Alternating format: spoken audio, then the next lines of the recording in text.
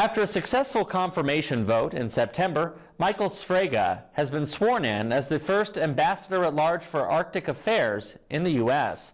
The ceremony was held Tuesday at the Harry S. Truman Federal Building in Washington, D.C. While accepting the role, Sfraga said the trust placed in him for this position makes him humbled and grateful.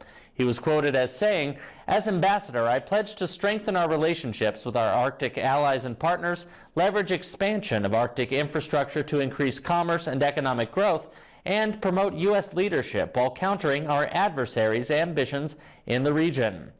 In a press release Wednesday, Murkowski congratulated the Alaskan on his appointment, saying Mike will bring to the post a clear-eyed view about the strategic realities of the Arctic and help position the United States to lead in the region while protecting our national security interests. Between his decades of experience in the region, deep policy expertise, and strong relationships with Arctic leaders, there is no one better suited to be the first person in this role.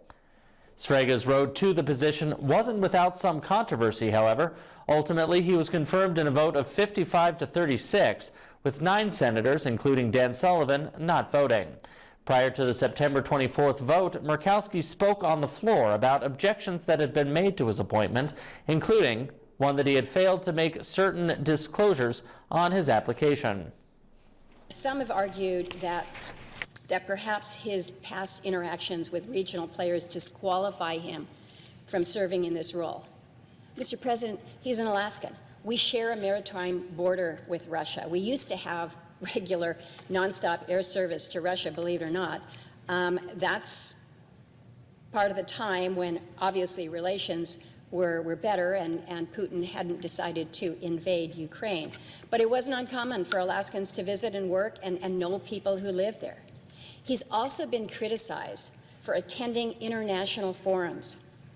But remember, he's not the only American or U.S. government official in attendance at these meetings. I can't count the number of times I have gone as the U.S. representative to these meetings, and Mike Sfraga is there in the room leading the conversation.